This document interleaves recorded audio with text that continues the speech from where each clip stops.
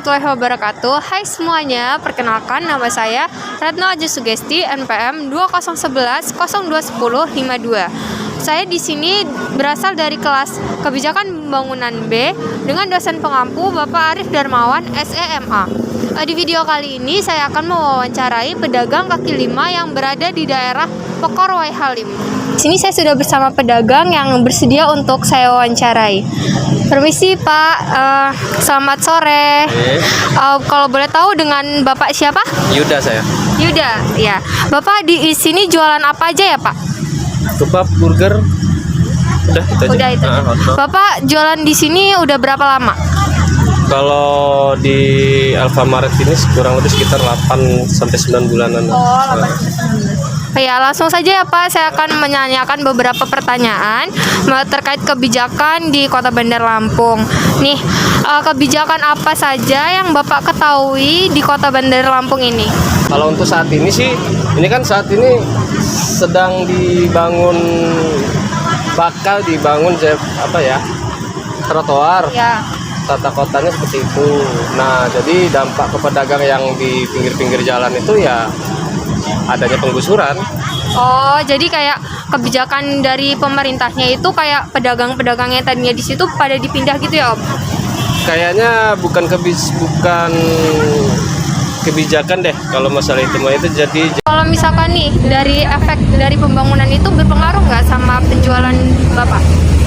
Ya kalau saya kan ini sih ya kalau saya kan resmi ya, karena saya sewa teras di Alfamaret itu nggak ada sih kalau untuk sayanya. Cuman kalau untuk dampak pedagang-pedagang lain ya itu dia adanya penggusuran tadi. Oh iya. Terus misalkan kebijakan berupa pembangunan flyover yang dilakukan oleh wali kota, apakah memberikan dampak yang signifikan dalam mengatasi kemacetan di Kota Bandar Lampung menurut Bapak? Kalau dampaknya ya bakal mengurangi kemacetan ya, tapi pada saat pembangunannya pastinya dampaknya macet banget tuh. Oh iya benar. Tuh pada saat pengerjaan proyeknya ya. Nih misalkan ya Pak, Bapak kan berdagang di sini nih. Suatu hari nanti kalau dari pemerintahan Kota Bandar Lampung mengeluarkan kebijakan pedagang-pedagang ini dikumpulin di satu tempat, kayak misalkan di Bambu Kuning, itu bakal mempengaruhi Bapak ke depannya nggak? Ya iya dong, ngerintis lagi dari nol. Jadi nggak pelanggan-pelanggan yang ya langganan-langganan kita nggak tahu tuh kalau kita pindah tempat kan. Sudah itu tempatnya juga seperti apa kita juga kan nggak tahu ke depannya gitu. Kalau di sini kan sebelumnya kan udah kita baca nih prospek untuk dagang. Ya kalau menurut pedagang-pedagang bagus lah. Tapi kalau seandainya dipindah ke mana ya kita juga nggak tahu ke depannya seperti apa Mbak. Apakah zebra cross di Kota Bandar Lampung sudah berjalan dengan semestinya Pak? Ya sebagian udah sih, sebagian udah. Apakah trotoar di Kota Bandar Lampung sudah berjalan dengan baik dan digunakan oleh pejalan kaki? Ya. Iya, sudah ya.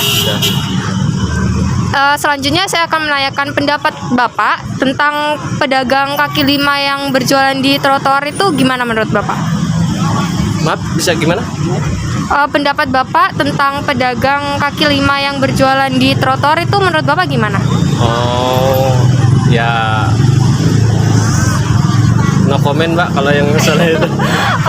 Kalau untuk namanya mereka kan mungkin untuk satu sewa tempat, mereka mungkin butuh biaya segala macam, sedangkan kan untuk di trotoar kan terkadang ya hanya bayar salar kebersihan ataupun seperti istilahnya terjangkau lah untuk mereka.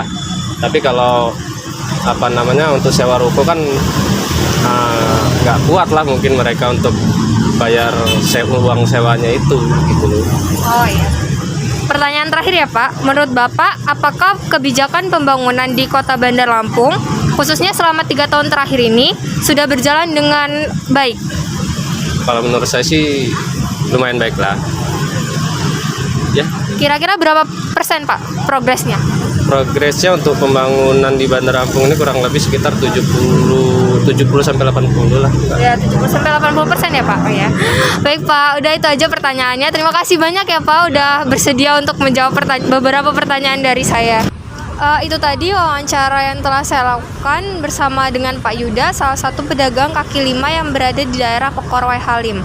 Dari hasil wawancara tadi dapat disimpulkan bahwa kebijakan pembangunan yang diketahui oleh Bapak Yuda yaitu tentang tata kota. Karena di daerah ini sedang ada pembangunan trotoar, maka banyak pedagang yang tergusur. Pak Yuda berpendapat bahwa hal itu bukan kebijakan, tapi keputusan sepihak.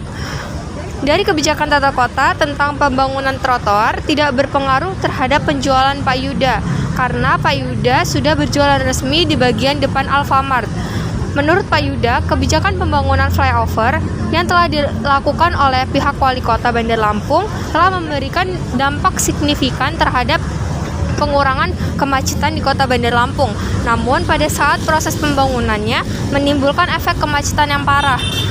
Jika para pedagang dipindahkan tempat berdagangnya seperti di Bambu Kuning, tentu akan mempengaruhi penjualan karena sama saja seperti mulai dari nol, mencari pelanggan baru lagi.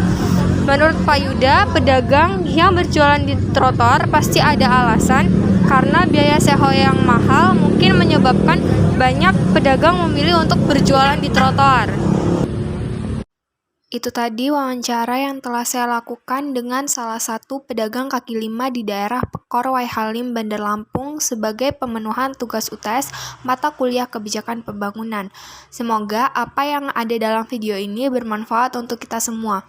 Saya ucapkan terima kasih kepada semua pihak yang telah ikut membantu. Saya akhiri, wassalamualaikum warahmatullahi wabarakatuh.